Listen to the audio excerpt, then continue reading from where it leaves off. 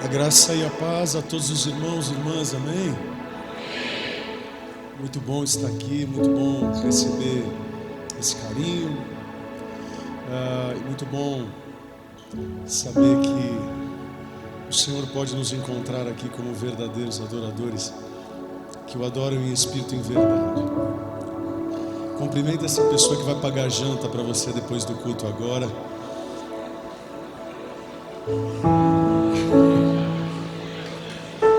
Fala que ele é muito especial. Elogia ele para ele caprichar na janta.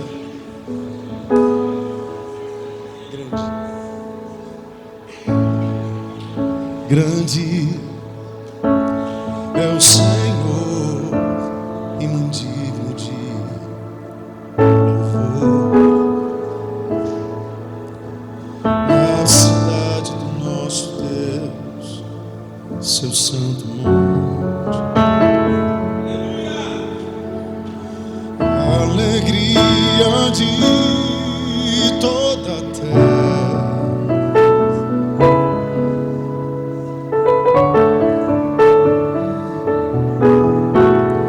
grande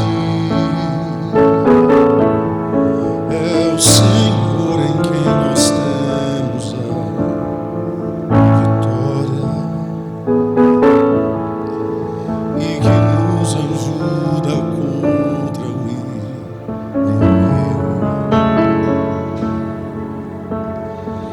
Por isso diante dele nos prostramos,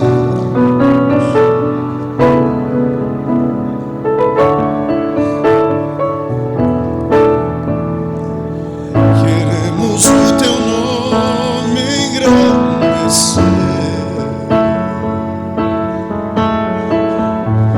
e agradecer-te por tua obra em nossas vidas. Confiamos em teu infinito amor. Santo és o Deus eterno sobre toda a terra e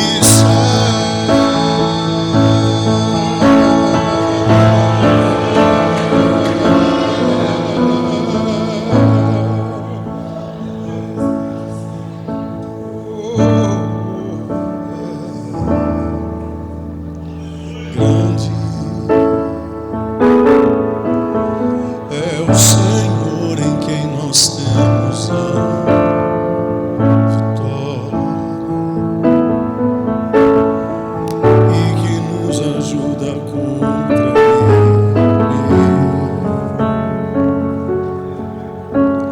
Por isso diante dele nos prostramos,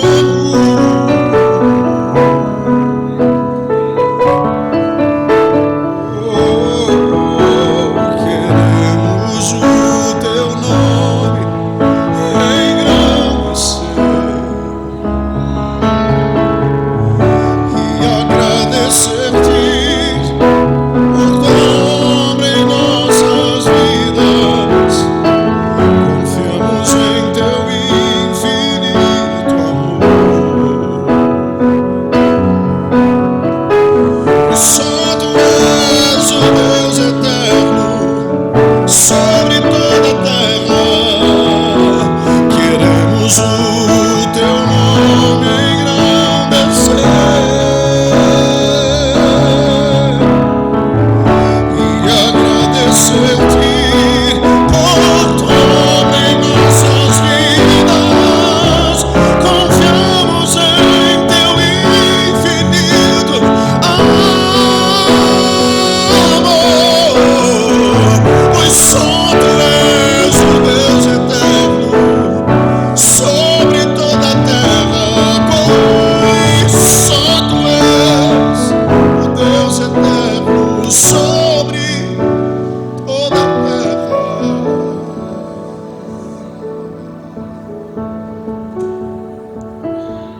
A honra, a glória, a força e o poder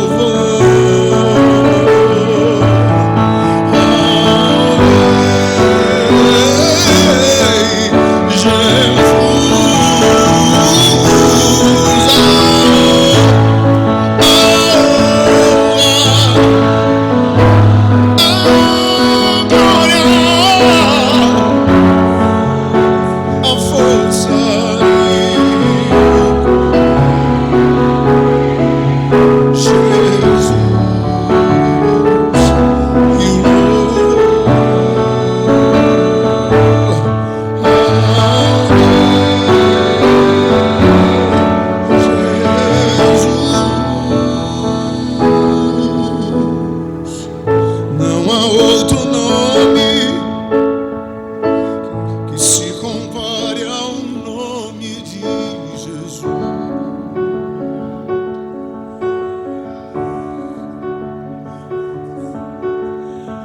Nome sobre todos, nome exaltado lá no céu.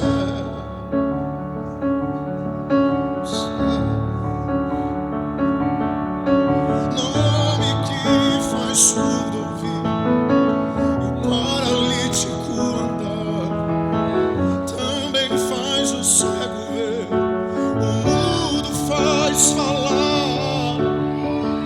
Nome que perdoa, nome que restaura, nome poderoso, nome digno de louvor.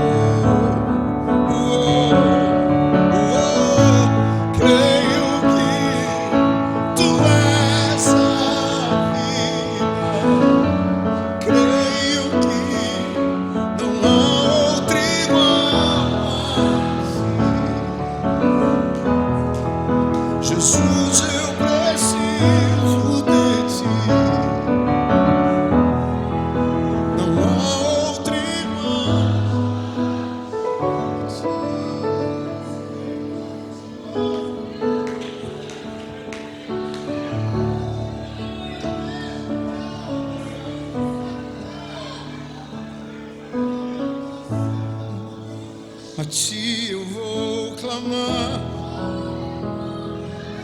pois tudo vem de ti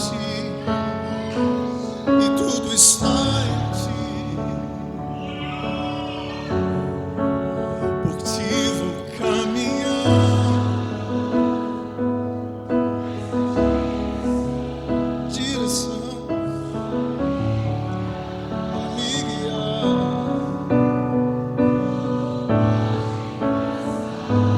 Teu amor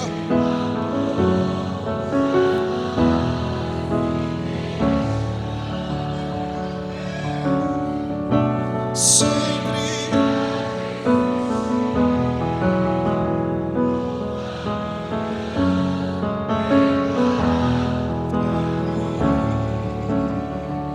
Preparado para mim, prepara,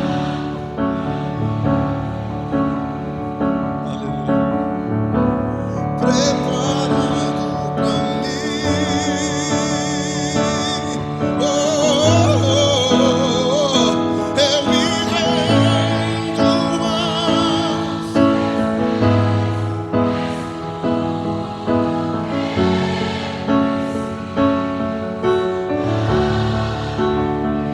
Eu me lanço aos teus braços, Jesus.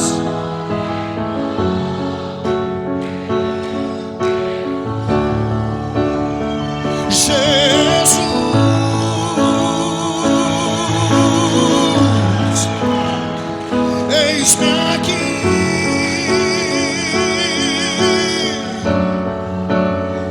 Jesus.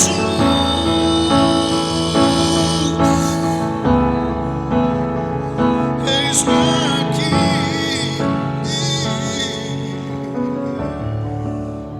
para me curar, para me ensinar.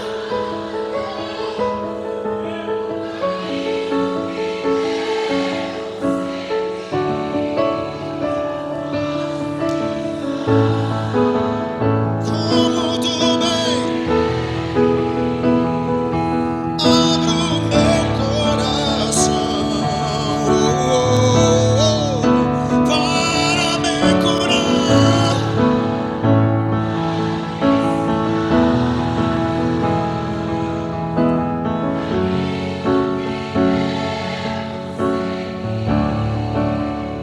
Podes me usar,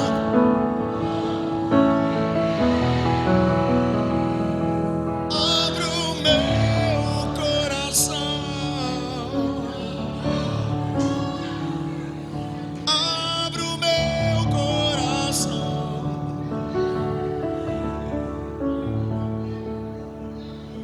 Amém.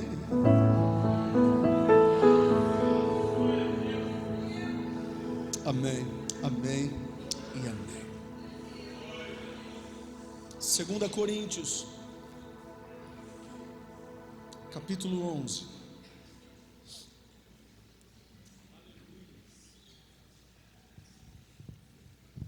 Segunda Coríntios, capítulo 11. Eu quero agradecer mais uma vez o convite e a confiança. Muito feliz de poder conhecer pessoas que eu não conhecia.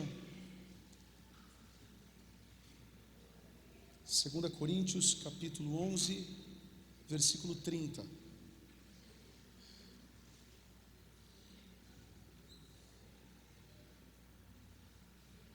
Aos pastores dessa casa, às pastoras, aos evangelistas, a minha eterna gratidão. Muito obrigado.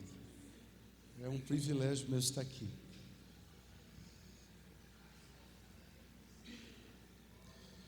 Segunda Coríntios, capítulo 11, versículo 30.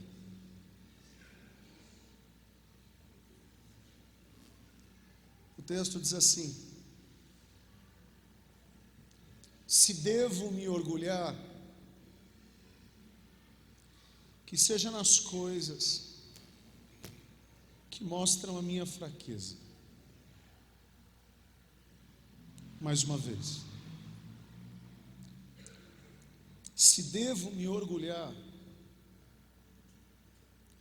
que seja nas coisas que mostram a minha fraqueza. Terceira e última vez, junto com vocês. 1, 2 e 3. Se devo me orgulhar, que seja nas coisas que mostram a minha fraqueza. Vamos respeitar essa versão que está colocada aí para vocês. Numa só voz. 1, 2 e 3. Se convém gloriar-me, gloriar-me-ei no que diz respeito à minha fraqueza. Pai, obrigado por esse texto. Obrigado pela vida de amigos que tem aqui, como o pastor Anderson. Obrigado pela vida dessa igreja, que tem sido relevante para essa cidade, para esse bairro. Pai, que esses próximos minutos sejam qualitativos e que saiamos daqui cristãos melhores, que saiamos daqui crentes melhores. E se por acaso tem alguém que está afastado, Pai, que hoje seja uma noite de volta. E se por acaso tem alguém que nunca teve o privilégio de levantar a sua mão e aceitar o Teu nome, que faça isso ainda essa noite. Em nome de Jesus, oramos e Te agradecemos, e todos digam amém. Amém. Podeis assentar, muito obrigado pela paciência. Eu quero apenas avisá-los que eu trouxe o meu material, os meus materiais. As pessoas que desejarem,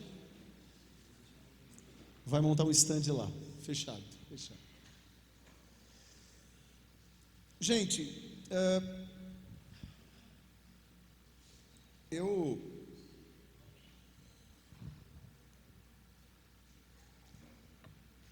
tenho um carinho muito grande pelos textos de Paulo. É óbvio que é por toda a Bíblia, mas quando se diz do apóstolo Paulo, eu acho que não sou só eu, né? Quem é evangelista, quem prega, quem é pastor, nós temos um carinho muito grande pelo apóstolo Paulo, porque ele, se não fosse o apóstolo, depois de Jesus, se não fosse o apóstolo Paulo, a gente teria muitas dificuldades de pastorear. Faltaria nos conselhos para resolver tantos pepinos que a gente tem, não é verdade, pastor? E é muito interessante porque esse versículo que nós acabamos de ler é um versículo que a gente encontra na segunda carta que ele escreve aos irmãos de Corinto. E só por uma questão de informação, a primeira carta que ele escreve ainda para uma igreja que está nova na fé. Se é que a gente pode dizer assim, uma igreja de Corinto extremamente inexperiente. Como todo começo de uma igreja, né? Ou seja, a primeira carta que o apóstolo Paulo escreve é para uma comunidade que estava nos seus primeiros anos como igreja local. E cá entre nós, numa das cidades mais pecaminosas daquela região. É como se hoje fundássemos uma igreja em Las Vegas. Corinto era conhecida como a cidade do pecado. Só para a gente ter uma noção, havia lá mais ou menos 5.000 sacerdotisas sexuais. Era de fato uma cidade extremamente que exalava coisas que a gente sabe muito bem, ou pelo menos tem uma noção. A primeira carta eles receberam, só que os anos foram se passando, a gente não sabe o intervalo, e uma família que era dessa igreja começou a se sentir incomodada por coisas que estavam acontecendo na igreja, porque Paulo agora não estava mais na igreja. Paulo fundou a igreja e logo foi fazer missão. E agora então uma família, de certa forma, tenta conversar com Paulo, e a informação chega para o Paulo, dizendo assim: Paulo, sabe aquela igreja que você fundou? ela está se perdendo. Aquela igreja de Corinto agora estava sofrendo com uma falta de identidade cristã. Ou seja, os membros de Corinto queriam um modelo de igreja que Paulo não queria. Os membros de Corinto desejavam um estilo de pregação que Paulo não concordava. Os membros de Corinto queriam uma identidade naquela comunidade que Paulo refutava. Ou seja, Paulo plantou uma igreja, desenvolveu uma igreja, só que anos agora longe dessa igreja. Essa igreja ela está totalmente desconectada. É a mesma coisa o pastor fundar essa igreja, passar 6 meses de férias e quando voltar encontra uma outra igreja. Agora, por que aqueles crentes estavam tão rebeldes e tão agressivos com aquilo que Paulo tinha feito? E o que esses crentes em Corinto ouviram que tinha fermentado tanto o coração deles? Essa família disse para o Paulo que havia chegado naquela igreja, e aqui eu coloco em aspas, outros apóstolos, olhem só, que estavam realizando muito mais milagres visíveis do que Paulo tinha realizado. E cá entre nós, o apóstolo Paulo, ele nunca foi um instrumento de Deus para realizar tantos milagres visíveis. Eu não me recordo de encontrar nos textos paulinos ele dizer, nossa, eu orei e 30 leprosos foram curados, eu orei e cadeirantes foram curados, eu orei e mudos começaram a falar. Isso aconteceu, eu não tenho dúvidas, mas Paulo, ele tinha outros dons.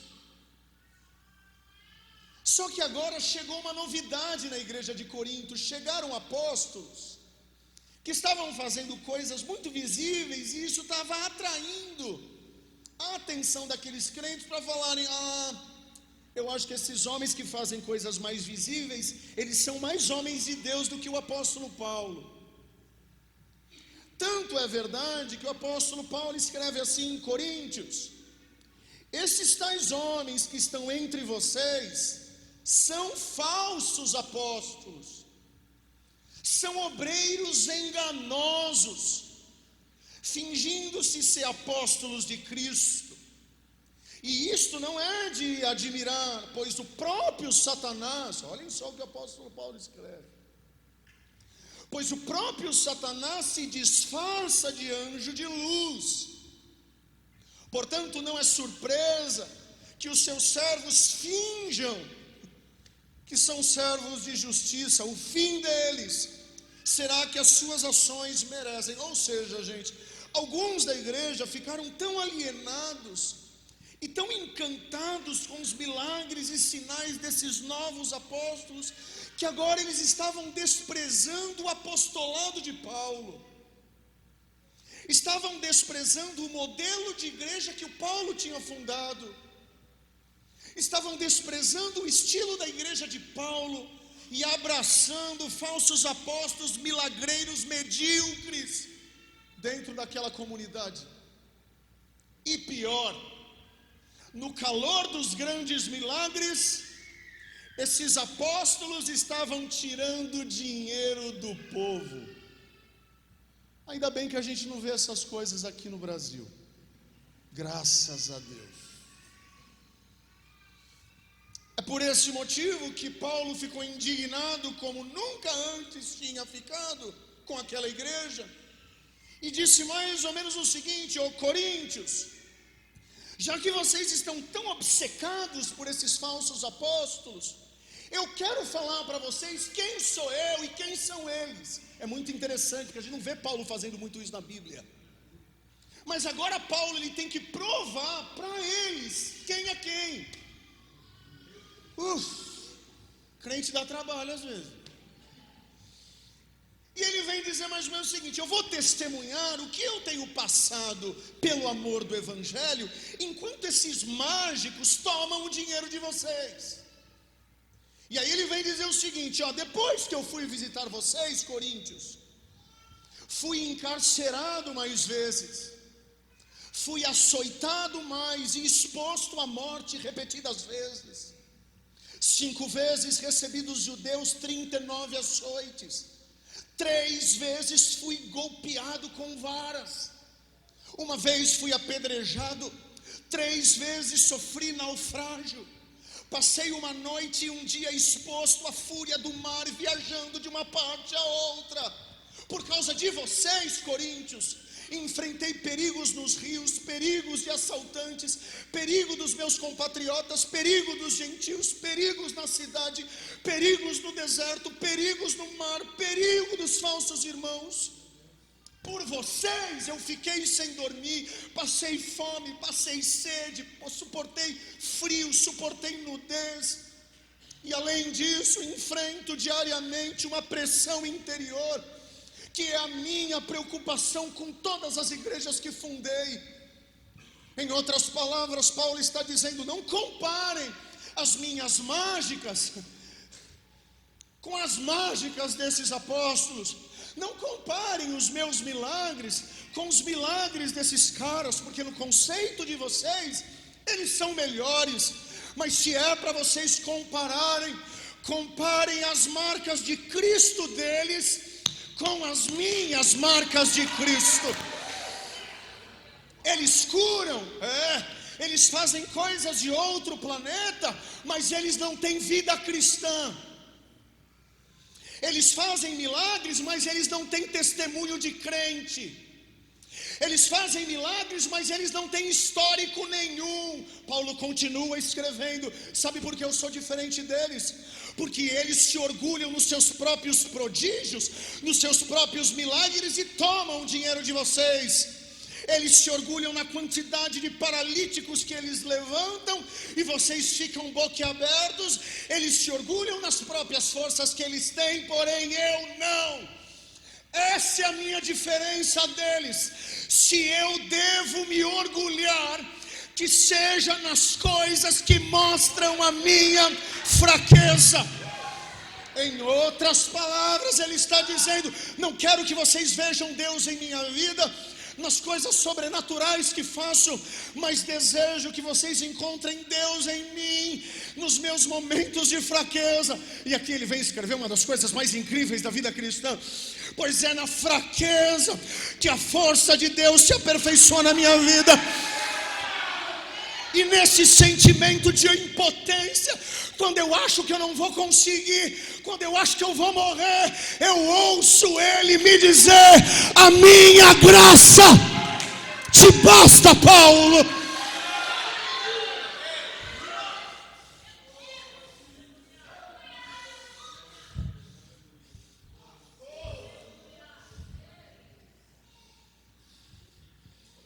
Eu acho que esse é o nosso problema. O problema é que a gente quer contar vantagem, e Cristo não se aperfeiçoa em quem conta vantagem. Cristo se aperfeiçoa em quem fala: eu sou pecador. O Evangelho não é para quem acertou, o Evangelho é para quem quer acertar. O Evangelho não é para quem é bom, é para quem é ruim. O Evangelho não é para quem acerta sempre, é para quem erra. O Evangelho é para quem tem a coragem de dizer assim: tenho nada, sei nada, posso nada.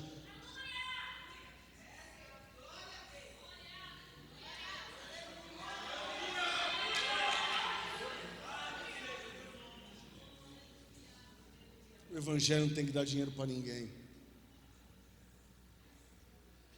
Quer ganhar dinheiro? Acorda cedo e vai trabalhar.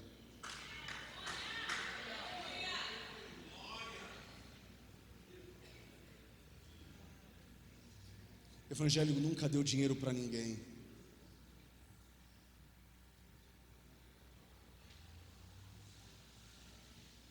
Se devo me orgulhar, que seja nas coisas que mostram a minha fraqueza. Valorize a igreja que você está.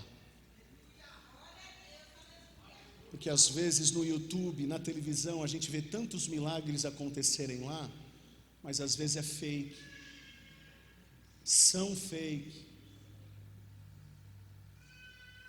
Se é para você se orgulhar, se orgulhe no choro que teu pastor chora aqui.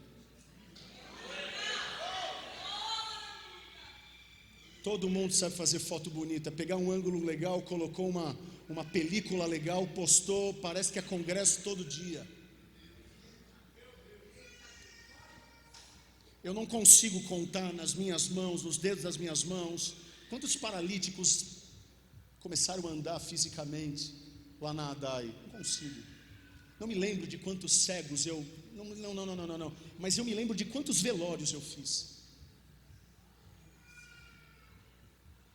Eu me lembro de quantas vezes eu tive que fazer visitas hospitalares. Isso eu me lembro.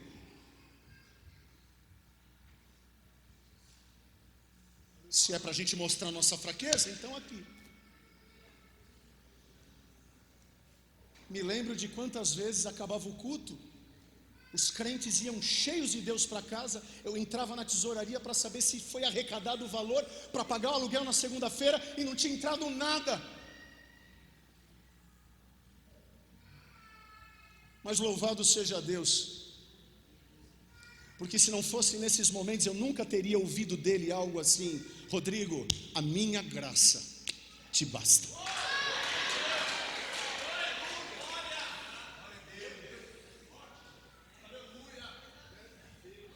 A minha oração é que a igreja evangélica pare de ficar se encantando com falsos cantores.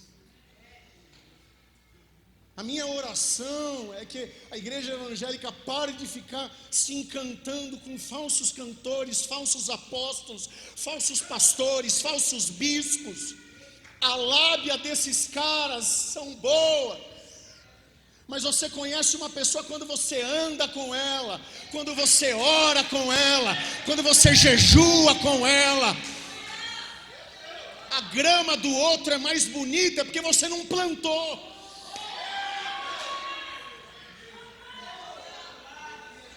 Sabe como que eu termino esse sermão hoje? Eu termino como Paulo terminou a segunda carta. Sem mais, irmãos, procurem aperfeiçoar-se, exortem-se mutuamente, tenham um só pensamento e vivam em paz. E o Deus de amor e paz estará com vocês. Saúdem uns aos outros. Olha só o que ele pede: com um beijo santo. Dá um beijo aí. Dá um beijo aí, gente. Está na Bíblia. Pastor, mas eu não conheço ele. Dá um beijo. Ele é teu irmão em Cristo. Tem crente que não dá, gente. Se fosse uma menina bonita para namorar, ó, dá beijo quem quer. Mas olhem só como que ele terminou a carta. E eu termino esse sermão. Levanta a tua mão, vai. A graça do Senhor Jesus Cristo, o amor de Deus e a comunhão do Espírito Santo sejam com vocês, não apenas ontem, não apenas hoje, mas para todos sempre. Todos digam: a maior profecia de Paulo era a Bíblia.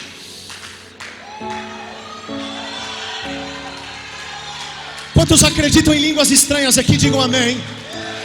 Ok, quantos acreditam aqui em dom de profecia? Digam amém.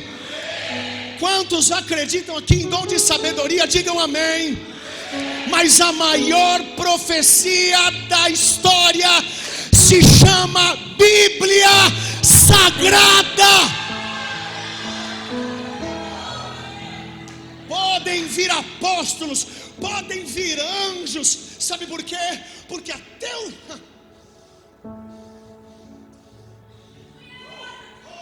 Ei, nem tudo que reluz é ouro. Nem tudo que canta Senhor, Senhor é do Senhor. Que Deus te dê discernimento. Esses dias uma pessoa veio, eu sou assembleiano. Desde que eu me conheço por gente, acho que eu sou mais assembleiano do que gente. Minha mãe quase me pariu dentro da igreja. Quase pariu minha irmã do meio dentro da igreja. A minha irmã mais nova então foi por pouco. Ela estava tocando órgão. No meio da música ela falou, é agora. Ela deixou o coral na hora, foi para a maternidade, pariu minha irmã.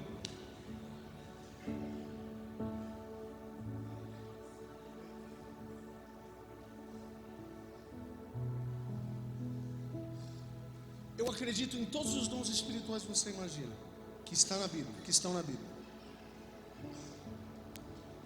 Agora esses dias uma pessoa olhou para mim e disse assim diz o Senhor, ela acabou, olhou para mim, ela disse amém, eu fiquei assim. Ela disse amém, eu fiquei.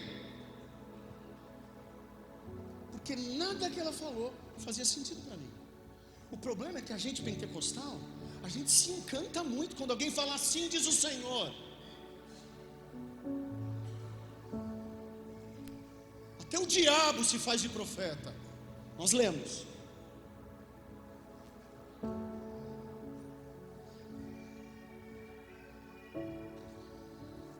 Que a gente possa eliminar da nossa vida toda. Acho que é a última vez que vocês vão me convidar aqui, mas eu vou falar aqui. Que a gente possa tirar da nossa vida. A gente é assim, pentecostal. Se a gente arrepia, a gente glorifica. Se não, parece que Deus não está no culto. Eu já vi crentes pentecostais falarem o seguinte: hoje o culto foi bom. Outros falarem, hoje não foi. Mas o culto é para quem?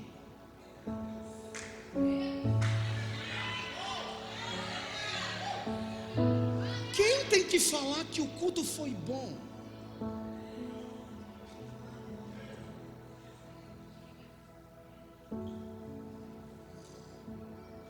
Falsos apóstolos estarão no meio da igreja, falsos bispos, falsos pastores, falsos cantores. Tem uma coisa que não é falsa. Pega esse livro aí que Deus te deu e joga ele para cima. Fica com ele para cima. Sabe que John Wesley dizia no século XVIII: eu sou o homem de um livro só. E olha que ele lia livros, hein? Mas ele dizia: somente esse livro controla a minha vida.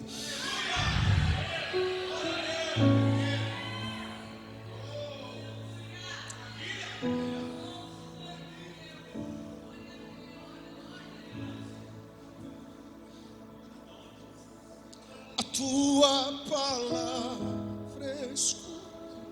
Se coloque em pé, por favor. Guardada no meu. Quantos fazem parte da igreja de Paulo? Pra eu não pecar.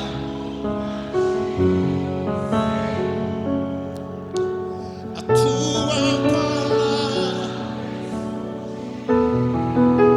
Olha só. Tuas vestes no sangue lava.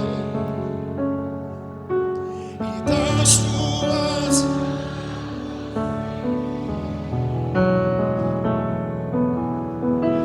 ser uma oferta.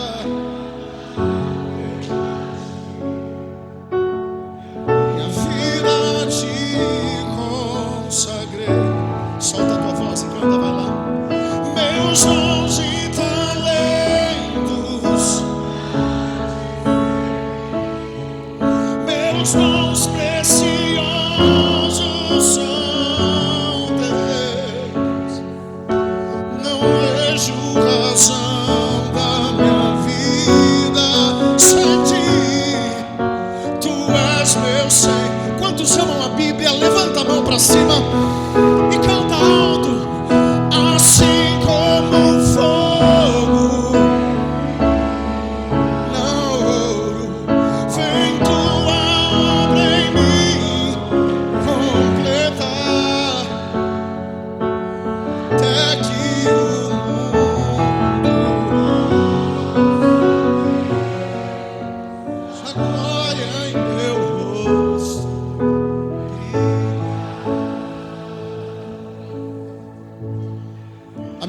de Deus falar com a gente é quando a gente abre esse livro. Pessoas que falam, mas Deus está em silêncio, é porque tem a preguiça de abrir a Bíblia. O problema é que às vezes a gente quer tarô evangélico, é diferente. Eu amo quando alguém fala assim, assim diz o Senhor, e é do Senhor. Como eu amo, eu gosto desse negócio, eu gosto. E aqui todo mundo é canela de fogo, pelo jeito. Todo mundo gosta. Ei, mas quando a profecia não vier através de alguém, sabe por quê? É porque tem sido pregado muito a Bíblia já na igreja. Quando você achar que Deus não está falando com você pessoalmente, agradeça a Deus, é porque tem muita Bíblia já sendo falada em todos os cultos. A minha oração é que a gente seja mais do que pentecostal. A preocupação do Paulo é que eles fossem muito mais do que aquilo que eles achavam que gostariam de ser. Eles vão ser mais crentes, mais cristãos. Ele plantou uma igreja, ele percebeu que estava, não, que não aconteça isso mais. Eu termino esse sermão agora e passo esse microfone e agradeço a oportunidade, mas eu preciso falar algo. O melhor de Deus já veio.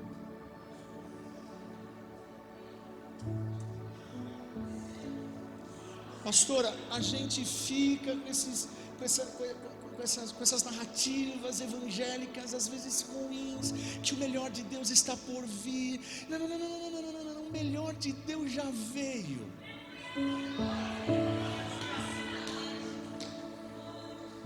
Quer ver que veio? João 3,16. Deus amou o mundo de tal maneira que enviou o seu único Filho, para que todo aquele que nele crê não pereça, mas tenha. O que pode ser melhor do que Jesus?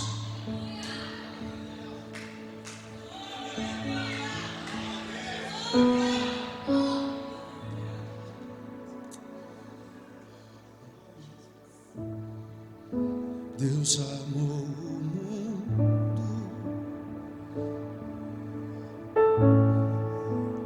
de tal maneira, além das palavras, além das canções, mandou o seu Filho, seu único Filho, morrer numa cruz.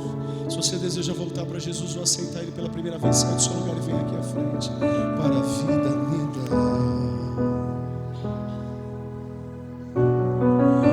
Como posso provar que eu também quero dar minha vida a Ti?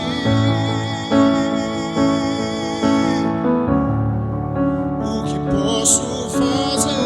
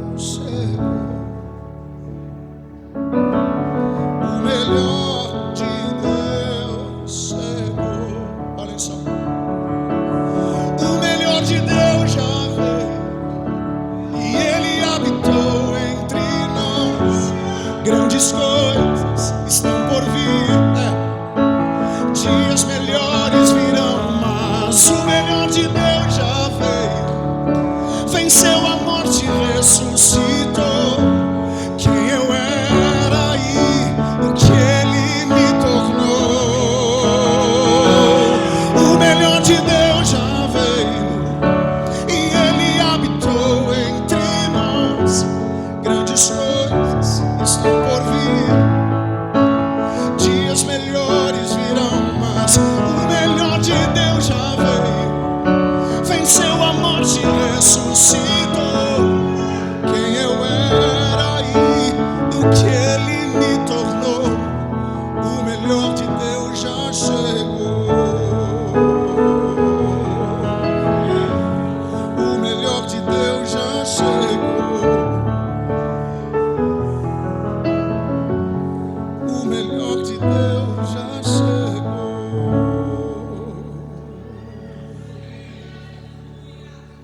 Que Deus abençoe em Cristo Jesus.